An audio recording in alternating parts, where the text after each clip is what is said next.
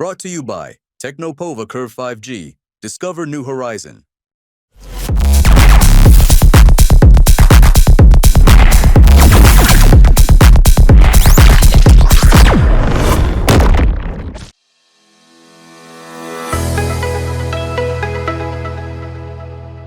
तीन साल पहले की बात है। रिजर्व बैंक ने बड़ी धूमधाम से एक प्रोजेक्ट शुरू किया था। ब्लॉकचेन पर आधारित ये प्रोजेक्ट क्रिप्टो करेंसी के क्रेज को खत्म करने की भी एक मुहिम था। साथ ही इसके जरिए यूपीआई का भी तोड़ ढूंढने की कोशिश हो रही थी। लेकिन बीते 2-2.5 साल इस प्रोजेक्ट के लिए कुछ अच्छे नहीं रहे। बहुत सारे कोशिशें हुई, जुगाड़ लगाए गए, लेकिन ये प्रोजेक्ट सक्सेस होता हुआ नहीं दिख रहा था। लेकिन अब इसकी तस्वीर थोड़ी बदलती हुई नजर आ रही है, और ये हम इसलिए कह रहे हैं क्योंकि कुछ ताज़ा आंकड़े आए हैं जो ये बता रहे हैं कि रिजर्व बैंक के इस बेहद महत्वाकांक्षी प्रोजेक्ट में ग्रीन शूट्स दिखाई दे रहे हैं। तो क्या है वो ग्रीन शूट्स, क्या है रिजर्व बैंक का ये प्रोजेक्ट, सारी कहानी आपको बताते हैं अपनी स्पेशल रिपोर्ट में।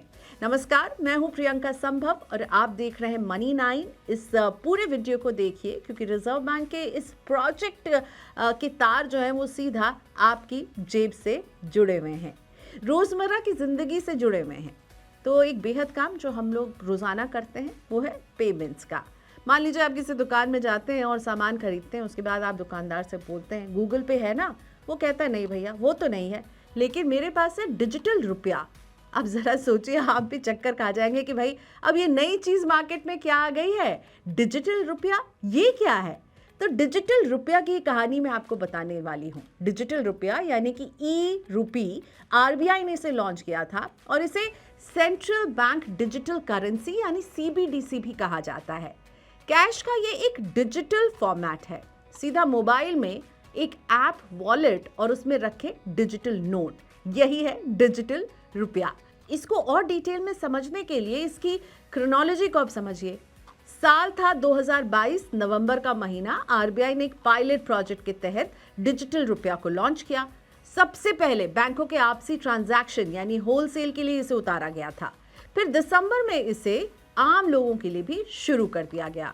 आरबीआई का मोटो साफ था, कैश की तरह काम करने वाला डिजिटल पैसा बनाना। ऐसा पैसा जो बिना इंटरनेट के भी काम करे, जो नकली ना हो सके, जिसे छापने की जरूरत ना पड़े और जो पूरे सिस्टम को ट्रांसपेरेंट और स्मार्ट बना दे।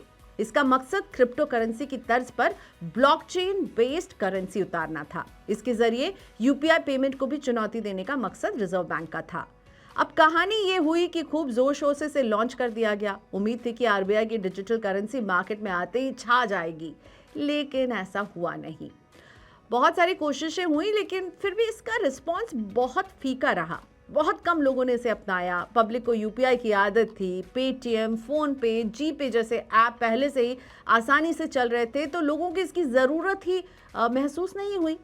मगर वक्त के साथ चीज़ें बदली। 2024 आते आते डिजिटल रुपया को धीरे धीरे कई और बैंक्स और एप्स में इंटीग्रेट किया गया, जैसे क्रेड, मोबीक्विक और कुछ सरकारी वॉलेट्स।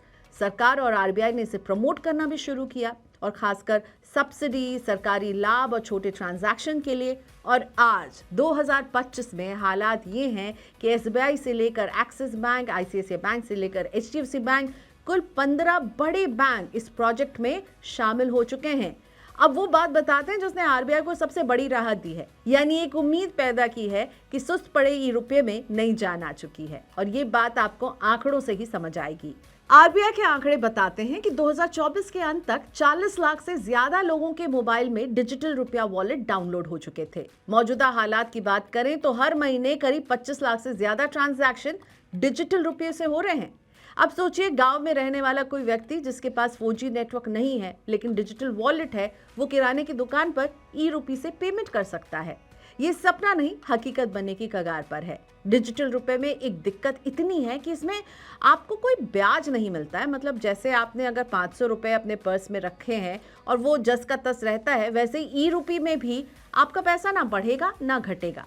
अब अगर आपका पैसा बैंक के सेविंग्स अकाउंट में पड़ा है तो उस पर थोड़ा ही सही, लेकिन ब्याज तो आपको मिलता रहता है। लेकिन डिजिटल वॉलेट में ऐसा कुछ नहीं होगा।